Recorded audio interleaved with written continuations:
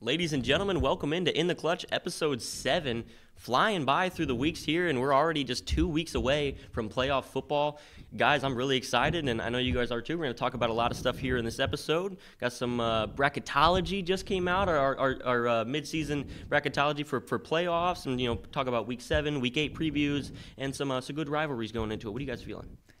Yeah, it's only got 2 weeks left. If you haven't got your fifth win, better get cracking on doing so. So, good news is a lot of teams in our area are in good position to make the playoffs, and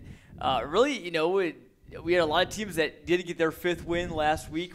Metamora, Washington, Pekin, some guys that got their fifth win and everything like that. But really, there's not a ton of teams in our area that are kind of in question right now. There's maybe about 3 or 4, but I think for the most part, it's kind of, okay, we know you guys are going to the playoffs. We know these teams probably aren't going to the playoffs, and, there's maybe only about 3 or 4 left that are kind of, still waiting and seeing through these final 2 weeks here. So should be some great football. I have some conference titles that still need to be decided, including our WMBD game of the week this week.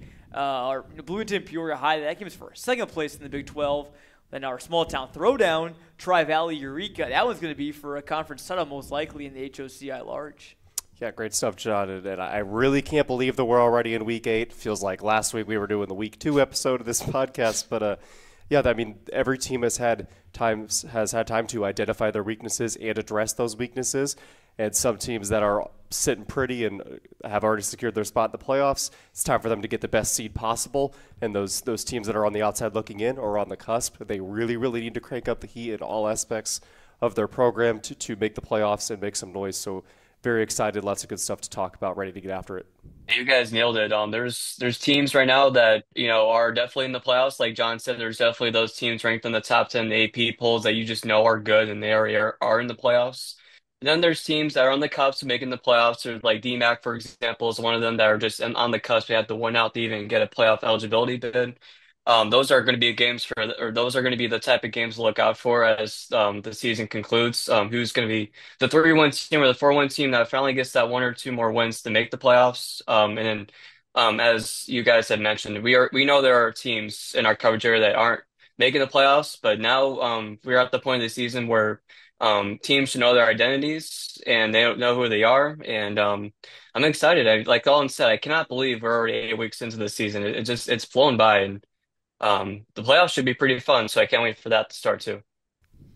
Definitely. One thing I've talked about, earlier in other episodes of the podcast was it takes a full 9 games to really know how teams are going to develop. Like the first couple are obviously important, but we've seen a lot of teams bounce back. Like Washington, the first couple episodes we were talking about, Washington started off, with a rough record, but they've clearly proved us wrong. Not that we doubted them. We knew Washington was a good team, but it takes every single week. There's a reason why there's 9 weeks in the regular season and why it's called the regular season, because you got to be ready for playoff time. So some of those teams that are still, getting ready for to clinch the playoffs or are still in that race, they still have 2 games to kind of develop. Obviously, you want to, clinch those games and be able to get into the playoffs, but, that's why there's a whole 9 weeks of the season, and it's not 7, it's not 6, it's not 5. Yeah, definitely. The regular season is obviously the longer season between that and the postseason, but it is, for some teams, for most of them, it's just the first season, right? It's just kind of that prelude to the postseason where, the football really counts when, win or go home, obviously. And, speaking of Washington, I will keep it right here talking about, saw them in our WMBD game of the week against Dunlap last week, and that was a pretty good win from the Panthers, 31-10. Hunter Reed, monster game with 4 touchdowns. He's right around probably 1,000 yards for the season now by this point, and we kind of knew that he was gonna be a focal point of that offense, and he really just proved us right before that game. Dunlap was able to stop him a couple times, but he was getting pretty good chunks almost every time he touched the ball, 5, 6, 7 yards at least. Didn't really go backwards a ton.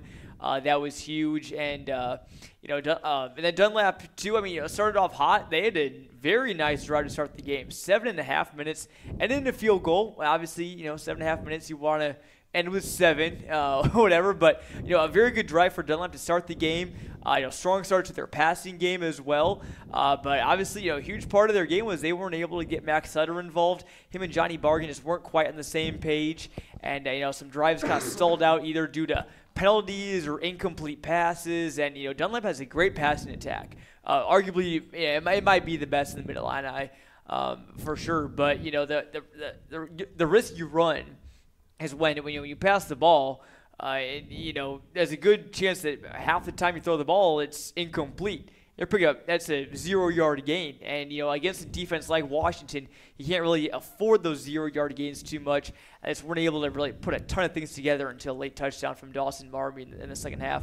And also, again, huge shout out to Devin Miller. School record long field goal for the Panthers, 52 yards. Beat it by 1 yard. Previous record was 51. So that's a kick that I think will get some coaches calling you. So congrats to Devin Miller. That was one of the better ones I've seen. Real quick, sorry, I'll let you talk in a second. Yeah, go I ahead. just want to congratulate Owen. Was on the call it was like clockwork. He announced that the previous record was 51 when he knew that there was a chance that there was going to be a kick. This was This is before the field goal unit came out. That was 2 plays before the field goal unit What a came Well out. before when they lined up. And Owen called it right on the money, 52 yards, beat it by 1 yard, and obviously, congratulations to him. That was one of the coolest plays. Like, obviously, a field goal, you might not think such a crazy play, but at the high school level, 52 yards, that's NFL range. That was really impressive. And it was also going into halftime, too. Gave him tons of momentum. Definitely did. Yeah, I think if you gave me the rest of my life to hit a 52-yard field goal, I might not even come within 20 yards of it, to be honest with you. But when you talk about Dunlap there, John, they kind of have an interesting dynamic to their team right now. They're sitting at 5-2 in conference or 6-2 overall, I believe, with 2 winnable games against Metamora and against Morton in weeks 8 and 9. I mean, 2 tough games, 2 games that they definitely can win. And a lot of teams are kind of right there where, okay, are you a 7-2 team or are you a team that's closer to 500? And these 2 last games are crucial for teams like that because being a 5-4 team, your path to making a deep run in the playoffs is infinitely harder than it would be being a 7-2 team. So those teams really got to stay on top of their football as well. Definitely 2 huge games for Dunlap coming up. We talked about in the broadcast this part of the season last year really tripped them up. Started 6-0, ended 0-3. Then they lost their first round playoff game by a point. So tough end of the season last year for Dunlap. I'm excited to see though if they can keep it going against a Morton team that I think is going to test them a lot. Morton I would say is probably, even though their record doesn't show it, probably right about in the same level as Dunlap. I think it's going to be a very close game between the Potters and the Eagles. And same thing with Dunlap and Metamora. That might be a game where winner gets to host in the first round of the playoffs, loser doesn't. We don't know. It's going to be 2 huge games for the Eagles because you don't want to head into the postseason with 3 straight losses. You just don't. And, we kind of saw that last year, so, a lot of eyes are going to be at Dunlap here in these last 2 weeks, I think. I want to go back to that 52-yard field goal. I can't kick to save my life. So even if it was 52, no chance. If it was even 12 yards, no chance. I can't kick. There's a reason why I played golf in high school and not soccer or any sport that required kicking. But that's just me. But yeah, Dalton, I mean, you make a good point about Dunlap. Obviously, a 5-4 team has a harder road, especially early on in the postseason, to make a deeper run in the state playoffs than a 7-2 team. Usually 5-4 teams are usually the teams that are just barely playoff teams, like 4 and 5 teams even. They usually have to play very hard competition early on. So that usually doesn't bode well for them. So being a 5-4 team going to the postseason versus being a 7-2 team it really is a big difference. 2 wins can mean pretty much playing into like the 3rd week of the postseason as opposed to just the 1st week of the postseason. So that's pretty important. Real quick question for all you guys on the topic of the field goals. I know probably we'll move on here. What is the longest field goal that you believe in your mind you could make? What would you set your limit at? Okay. Actually, fun. I like this. Me and my buddy. Okay. Over the summer, we started playing soccer. Okay, and then our other friend started kicking field goals. So he told us to come out to the fields one time to kick field goals with him, and I was like, okay, I think I can kick 30. I tried 30 and I whiffed. So I think probably like 15. That's like the most I could possibly do. I think that's also probably the shortest. Like 15 is like It's right to 5, right? It's 10 yards through. Yes. So that's give or take. Obviously, you have 10 yards to the back of the end zone. Yeah. If you're on regulation game action, the shortest that you could have would be, I think, 17 yards. If you're like right on the edge of the goal line, because it's usually about 7 to 8 yards in between line of scrimmage and where they snap the ball back. So the shortest game that you could have in a game would be 17, 18. But if you're just messing around, yeah, you can kick 10 or 15 yarders. It's actually probably harder to do one close range, like probably 10 to 15, because you got to get the ball up. You got to get it up. I mean, you could hit a little skyrocket and have it go up, come right back down, but. Yeah, so I'll say for me, like if College Game Day ever calls me out to kick a field goal, I am gonna relinquish that right because it's not for me. Same. I'm not gifted with my feet. I've always been stronger, more athletic with, I guess, my arms. Never been good at soccer or anything like that. I'd say if you gave me 10 tries, longest I could do maybe 20. But I have to I have to catch lightning in a bottle to do that. Yeah, I'm not really gifted with my feet either. And the really cool thing with me is I'm not gifted with my hands either. So I think he's gifted with his mind. Gifted with the mind. Yeah, sure, we'll go with that. If I get a good snap, good hold, and perhaps some wind behind me, I think I could get 20. If give me enough tries, I think I could get it. Just heard my thoughts on what I could do. I did say I could hit a 55-yard field goal. No, I'm just kidding. No, I said no. I mentioned I can't kick anything. Like I can play kickball for sure, but like a kickball versus a football is so much different. I mean, there's different stuff that goes into kicking a football. I don't think I can lift the football up in the air. I've tried and I'm just bad at it. So I'd say give me 10 tries, like John says. I do horribly on the first 2 tries. I learn on my 3rd try. I kick more of a line drive on my 3rd try. I do it a couple more times, and finally my 5th try, I nail it. So I'd say my 5th try, I nail it. Definitely. I think for me, like I said, not very athletic. That's why I'm not a kicker. That's why we're talking about this Washington and Dunlap game. Going back to that real quick, I just want to congratulate A.J. Jones and Andre Lewis on what they did. Obviously, we talked about, John Bargan and Max Sutter couldn't really get the connection going. But overall, you got to give that credit to the Washington defense. We talk about the Washington defense primarily for their pass rush, and their pass rush was good in that Dunlap game. But their main factor on defense that really elevated was their secondary and the way they guarded not only Max Sutter but just everybody. All of Dunlap's weapons. They have so many. That's why their offense is the highest scoring offense in the Mid-Illini this year. But got to give the credit for those guys in that Washington game. So huge. Yeah, no.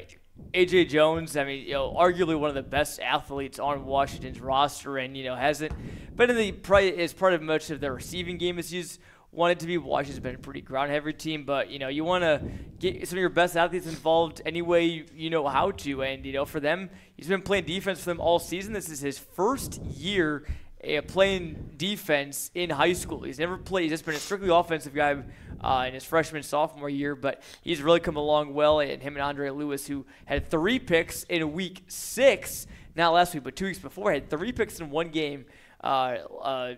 Again, they both did a great job. And so Washington's secondary, underrated aspect of that Panthers squad. Again, that Dunlap team went into the game averaging 42 points per game, and Washington held them to 10. Like, we talk about how good Washington's defense is, but that is crazy. That just to be able to step up in that big of a game, it's one thing to hold another team to 10, but a team like Dunlap that can score the ball at will in any given game, credit to Washington. Defense. And one thing just real quick about Washington that I've noticed about them throughout the course of the season, they have gotten so good at stopping the first down run up the middle, stopping the second down run up the middle, and forcing you into a down and distance where you are not comfortable. They are forcing you to throw that ball into their extremely talented and athletic secondary, and Washington has just feasted on the opposition's offense throughout the course of the season, and that's a quality of a real good football team. And I'll tell you what, transition to a team that, talk about great defense, great offense. Our other game, the Princeville Princes in the small town throwdown. Not to move on too quickly, but I want to give a major shout out to Princeville. I remember the first score update we got. I texted our Brock Stotler, who was on the call with I forgot who it was during the game. It was me. Oh, okay. Well, there you go. Well, you were at the game. Well, we should ask you, the expert who actually saw them in person. But I mean, boy, that Princeville offense, Jake Williams, Jet Bedingfield, having great games. It looked like they jumped out early. That was quite the statement from Princeville, who's now 7-0. Yeah, 33-22 was the final score to that game. But honestly, I think the the game was actually a bigger deficit than that. Not to harp on Stark County, very talented team, but Princeville started the game off. They kicked the ball away to Stark County to open the game. Everything's normal. Stark County fumbles the ball in the first play from scrimmage. Princeville gets it. Princeville scores a 20-plus yard touchdown on their first play from scrimmage. I believe it was a pass to Jet Benningfield, one of 3 first-half touchdowns that Benningfield had. And then, so Princeville is up early, 7-0, feeling good. They kick an onside kick, and they recover it. Oh, boy. And it takes them, I believe everything's working in your favor. After they recovered onside kick, it didn't even take them 90 seconds to score another touchdown. So Brock and I look up at the score. We're not even like a few minutes into the game. Princeville is up 14-0. And when you're going up against a team like Princeville with that dynamic of an offense, and a type of offense that Stark County has not seen this throughout the course of the season, it's game over. You can end the game right there. It's over. Princeville absolutely buried the Rebels, and what a performance from the Princes. Definitely. Yeah, Jake Williams, that's one of the things I had written down here. 13 for 20, 179 yards, 4 passing touchdowns, and 3 of those coming in the first half alone to Jet Bennington. And just what a game. We've talked about him all season long, and it's one thing to talk about a quarterback that plays for Peoria High, teams that we cover all the time. But a team like Princeville, who are very good, obviously, but they're a smaller town that you don't really necessarily talk about a whole lot unless they're winning a lot of games. And they are winning games because of him and obviously the rest of the team, but he is a major reason why he's played so good all season long. It feels like Princeville just like you said, Dalton. I obviously wasn't there. I didn't see it from like a point of view of a fan there, but it sounds like the Princes turned into Kings in that game. It sounds like Princeville turned into. It sounds like Princeville just asserted themselves as like I shouldn't say the best small school in the area because Farmington does exist and they're very talented too. But they've asserted themselves on that echelon of being like one of the very best in small school coverage in the area. Michael was spitting. Yes, Prince's he turning was. the Kings. Get this. Get that on a T-shirt. I would say, yeah, get this man a T-shirt. Put him in the recording studio. Man, that's good. And hey, he is not wrong. Princeville's got this is about 2 really good games to close out the rest of the year. Rushville Industry, who's 6-1, I believe, coming to they're going to them now here in Week 8. Should be a good test. And then they got Anawan Wethersfield, who nearly defeated Farmington last week, coming to town Week 9. So 2 more big tests for the Princes. I think you can argue that Stark County was the strongest of them. They passed it with flying colors. So Princes, I think we could realistically see go 9-0. Yeah, I think they are almost certainly going 9-0. I like them. I like their offense a lot. And one thing that is really, really separates them from other 1A schools here is they can throw and they can pass the ball equally as effectively. A team like Stark County, and as is the case with most teams in 1A football, their offense heavily relies on the run. And really, there's nothing wrong with that. Stark County obviously does it very well. They were undefeated going into that game. But Princeville has that offensive ground and pound attack with Noah Geiger, and they can just air the football out constantly to Hunter Johnson, Jet Benningfield, just to name a few of Jake Williams' favorite targets. You just don't see an air attack as strong as the Princeville Princes have this year in Class 1A, and I think that's going to carry the Princes very far into November. Definitely will. They've been an entertaining team to follow so far this season, but we're going to switch things up a little bit. I actually want to shout out Michael for this. He brought up the idea and when we were discussing some topics going into this week, and he talked about rivalries. A couple weeks ago, I think it was on our minds, and we talked about Metamora and Washington. When we called the game together, I said how NBC Sports Chicago said that Metamora Washington was a top 5 rivalry in the state of Illinois. Okay, so that kind of brought to our minds some more rivalries. So all of you guys should have 1 or 2 that you guys picked out, and so we'll talk about that. Who wants to start? We let Michael start. Yeah, go for it. Came up with the idea. Well, first of all, the idea really came up because, believe it or not, I do watch your guys' podcast when I'm not on, and even when I'm on, I do watch myself back again. I listen to myself sometimes, but I do like watching you guys' podcasts, regardless if I'm on or not. You guys have talked about that NBC Sports Chicago article, and I was like, oh, that's actually a really cool idea. But yeah, to get to where I want to be. The big rivalry I wanted to pick was Richwoods Notre Dame, Peoria Richwoods, Peoria Notre Dame. I really only picked that one because from what I understand and from what I know, there are two schools that are less than 2 miles apart, so you get that proximity feel against the two schools. And this isn't really just about football because the football games really haven't been the closest between the two schools. There was a year that Richwoods beat Notre Dame recently, but for the most part, recently it's been Notre Dame. It's really been the other sports. Richwoods, as we know, last year went to the state finals in basketball. PND played Richwoods to a very close 11 point game in January of this year, excuse me. One of the closer games that Richwoods played in the conference. So, and this year, PR Notre Dame, as we know, are state title contenders in soccer, and Richwood's a very respectful soccer program in their own right. They played Notre Dame pretty close in soccer, so there's always a very I guess what you can call it a competitive atmosphere for both schools. Because really, if you think about it, I mean, not that any school would do this, but they're so close to each other that, like, let's say a bus breaks down, you can pretty much walk to the school. I mean, you think about it that way, like they're just so close. And obviously, the Big 12 component plays a factor. In the same conference, they play each other in every sport they have people for each year. So. Yeah, and then a rivalry that I think is upcoming and something that I saw when I was covering basketball for you guys last year was Peoria Heights and Peoria Christian. Two small schools, really the only small schools in the city in terms of small school coverage, within city limits, of course. I was at their basketball game last year, the boys' basketball game, when both schools were really good. You talk about Malachi Persinger against Cameron Williams, two very good players on their perspective sides. Jeez, I can't talk.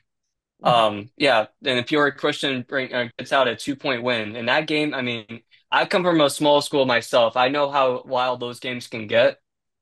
That game was top notch, and I'm not just saying that because I'm a small school homer, but I really do think that game was like unbelievable. So that's my upcoming rivalry. I think that's a good rivalry. So We're yeah. gonna have Pure Christian get an 8-man football team sometime soon. That'd be cool. And they That'd could be have awesome. a little rivals with Peoria Heights now that unfortunately Quest's no longer in the picture. So the Heights kind of lost that rivalry before it even really started. But that'd be cool. That'd be cool. I like those picks. Yeah, Pretty good option. I'll build off on that since I'm also kind of a small school homer as well. I share that sentiment with Michael, coming from a small school myself.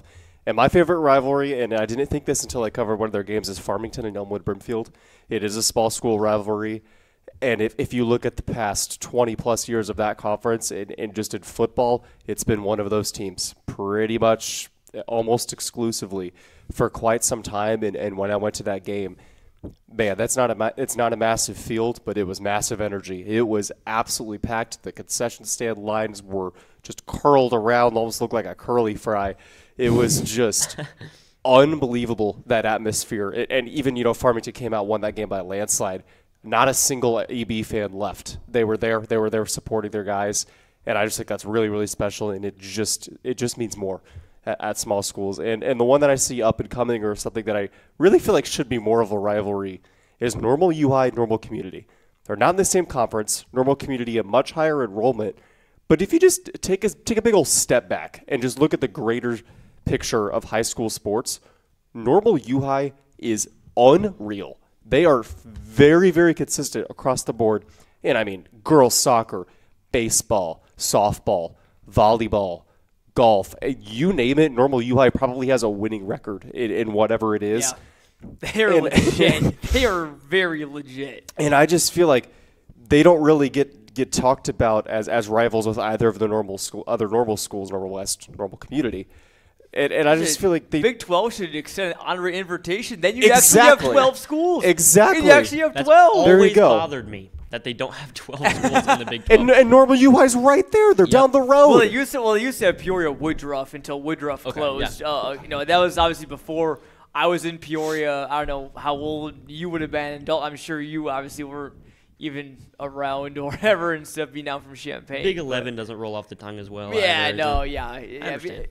Be nice to have 12. Hey, let's bring UI in. Too easy. But yeah, shout out Pioneers. Underrated athletic programs across the board.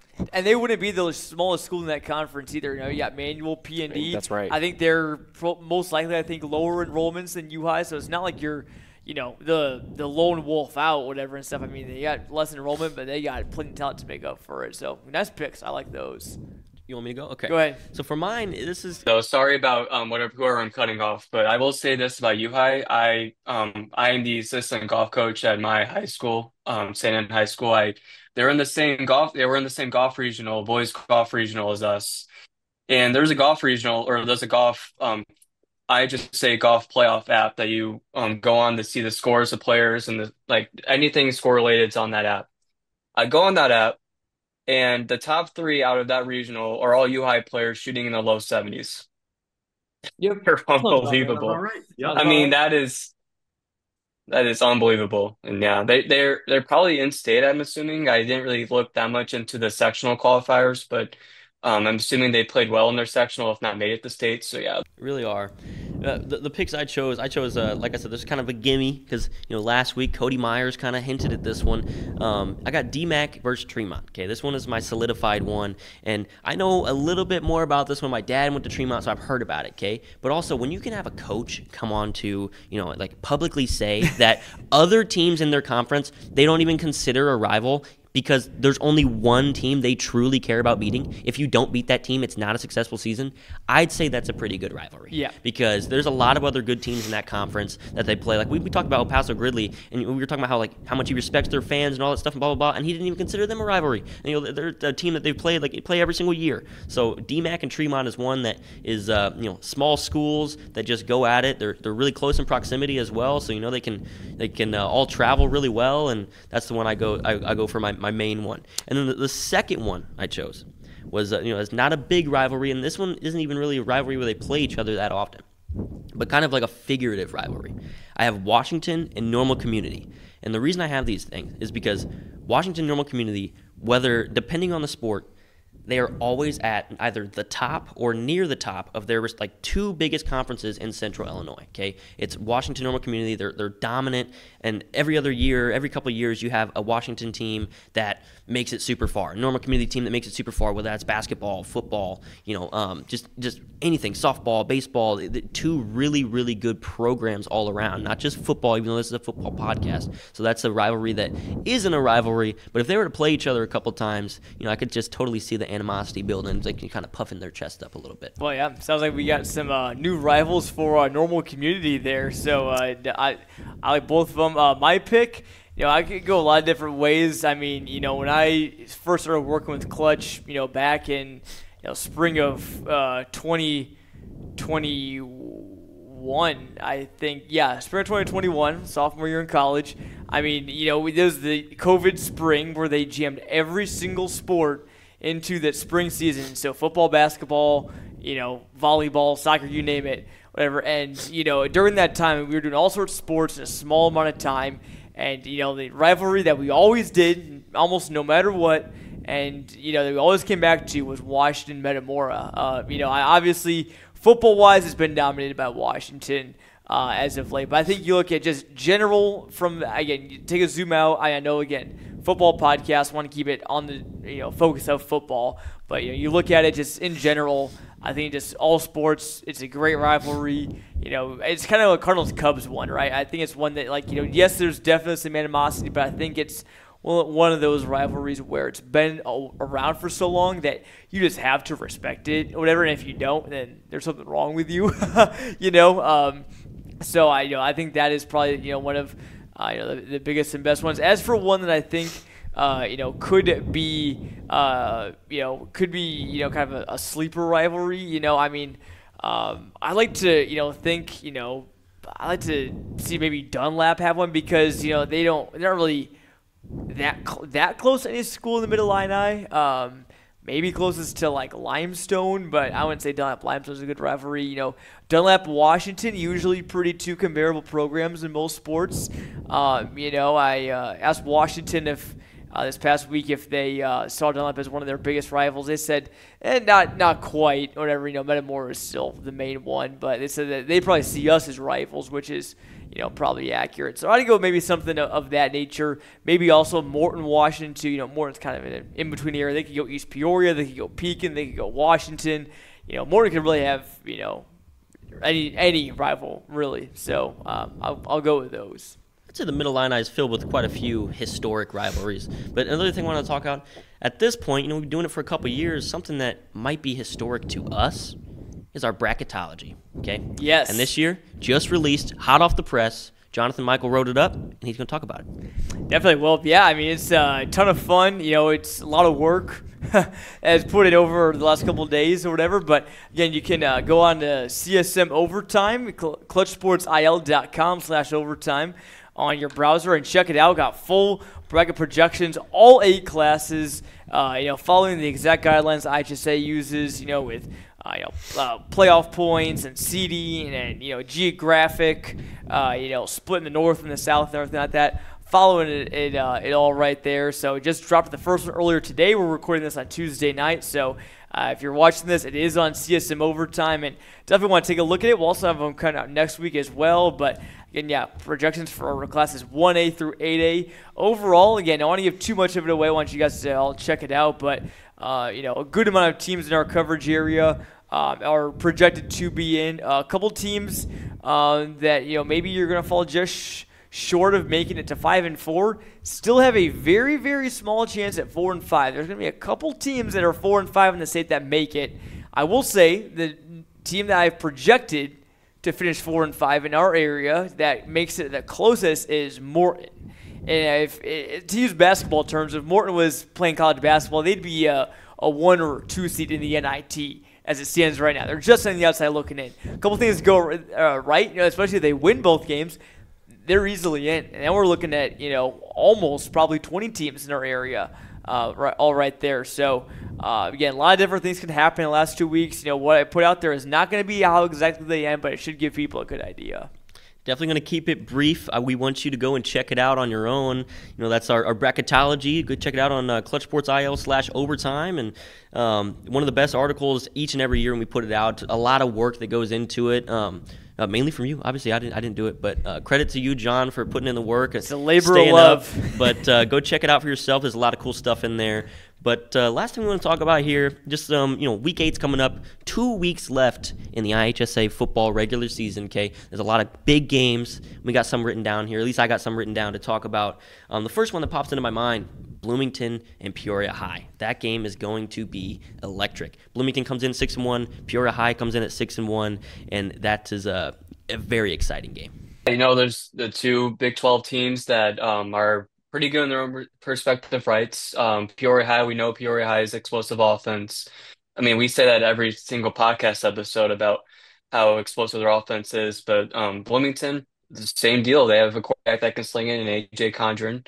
A very good offense there at Bloomington, and it should make for a very explosive game. And it's a game that I may not watch because I'm going to be working my own game for the newspaper I work for, but it's a game that I'll definitely be opening my Twitter for and checking the score updates, because that should be a game that everyone should tune into. So, yeah. Yeah, I'm really curious to see. Again, I saw Peoria High Week 5 against Normal West, that 20-18 loss. And it almost seems unfortunate. I feel like over the last 2 years, I feel like we've kind of been bad. We've been bringing some bad luck to Peoria High. I haven't seen them, at least when we show up, we haven't won a ton of games over the last year or so in football. But I'm really looking forward to see what we can see out of Breon Green, their Lions quarterback. Again, that night back in Week 5, tons of wind. Throwing the ball wasn't really a great option. They tried to pass a little bit, but I don't think we could really see his full potential. At least I couldn't. I know many people that have watched him almost every other game in the season have, for sure. So it's no secret. I know what he can do. Many people know what he can do. I'm really looking forward to seeing what he can bring to the table. And if not, hey, you got Tarion Pollard, Kendall Netters to lean back on. I know Pollard gets a lot of the love, but again, you can't forget about Netters, the Dunlap transfer. It's really big for them. Very speedy, very efficient. Fits into their offense well. And I'm just looking forward to again, see that Peoria High offense. And, their defense is, a little bit, I think, underrated. I think they got some playmakers back there. They're going to have their work cut out for them against, Bloomington's offense, who, we've seen, already seen Bloomington twice this season. They put up a good amount of points on both occasions. So I expect Bloomington to, probably, score a decent amount, with AJ Condren and Rob Lanier leading the way for them. But again, I think it's going to be a great game. I think it's going to be probably one of the closer matchups that we've seen between Bloomington and Peoria High over the last couple of years. But again, some things go, one way or another. It's a chain of reaction. Maybe we could see a runaway. Who knows? I mean, I wouldn't put it past either team because either team can win those types of games where it just kind of just snowballs in their favor. So I think the biggest thing for each team is just making sure that, hey, you can give up a score, but, come back and get one back. Don't let things snowball. That'll be one of the biggest keys, at least for me, in that game. Yeah, I mean, that's a true coin flip game. We've seen both teams a lot. We know what they're made of. Those are both teams that one of them's going to lose, but I think whichever team loses is going to take a lot of positives from the loss, win their game week 9, go into the playoffs feeling good. And my pick for a game to watch this Friday, perhaps no team in the area has a bigger game than the Deer Creek Mackinac Chiefs. They are facing off against the Clinton Maroons. That's a huge game. Heart of 3-4 versus 4-3. Ooh. Heart of Central Illinois, large conference. Correct me if I'm wrong. That's it. So DMAC, they're sitting at 3-4. They're one of those teams that's on the outside looking in as of now.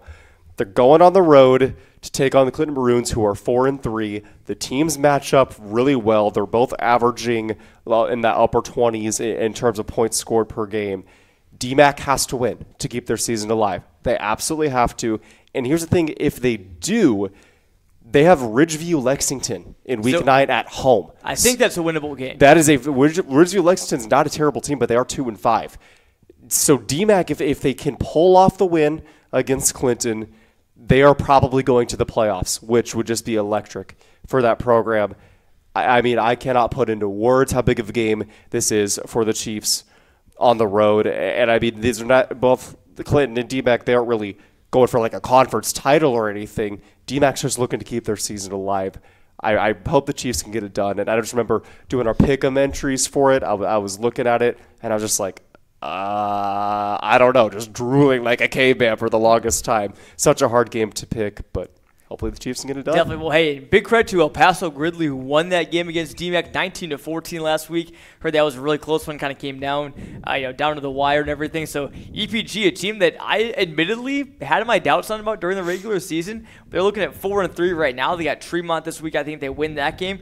I think El Paso Gridley could also win in week 6. I think I believe they face Clinton in a week 6. So I think EPG could finish 6-3. This season. So, big win for the Titans. Another huge game. Dunlap at Morton. Again, Morton likely going to need to win that game to make the playoffs. Dunlap is going to need to win that game to, get some, bounce back from that Washington loss and, get that 6th win and, potentially be able to host a playoff game. So that is going to be a ton at stake in Morton this week. Certainly will. You also got to look kind of the opposite side of the coin. East Peoria, Metamora, kind of the same situation, but opposite. East Peoria, not a team that's like they have to win to get into the playoffs, but this is probably their best chance at winning to get into the playoffs. Against Metamora, this is a team that kind of matches the play at who they play each week, and they have had good games where they've really stuck out, but for the most part, they kind of stick with their competition a little bit, like you said in the previous episodes. So East Peoria, in order to get into the playoffs, have to get that 5th win. They're sitting at 4-3 right now. That could be a really big game for them. Also, a key note, Metamora, again, I don't want to put anything out there because I haven't confirmed this or whatever. I need to, but I've not seen, based off of the stats or whatever, that Metamora, for them, that Stephen Petrie, their quarterback, has played last couple weeks. Avery Grebner, who's actually their wide receiver / cornerback. Ooh. He's been taking the snaps at quarterback, and he's been doing a pretty solid job. Obviously, Metamora's got a great ground attack. They're leaning on them, and they're still thriving.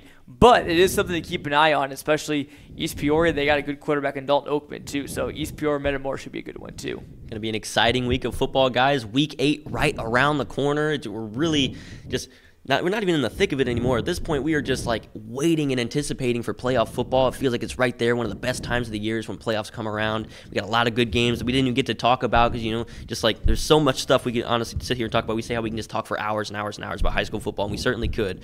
But overall, that'll pretty much do it for us. We're gonna wrap it up here. Talked about some bracketology that just came out. Go ahead and check that out. Playoff contenders, Week 7 recap, Week 8 preview. Any remaining thoughts for you guys?